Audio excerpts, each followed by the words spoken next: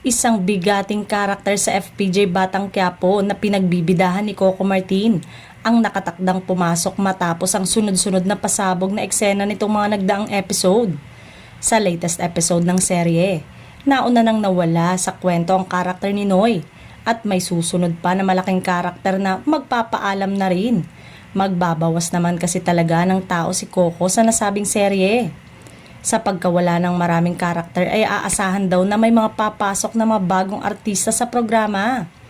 Isa nga lang sa mga madadagdag na mga pangalan sa Batang Quiapo na mapapanood na rin sa mga susunod na araw sa programa katulad ni Maricel Soriano na orihinal na gumanap noon sa Batang Quiapo ni FPJ. Wala pang ideya ang source kung anong concept ang pinaplano ni Coco at magiging papel ni Maricel sa nasabing serye. Samantala, patuloy na nangunguna ang serye ni Coco sa taas ng ratings nito. Kamakailan lamang kasi ay muling nakakuha ng mataas na ratings na pinataob ang mga kalabang serye ng ibang network.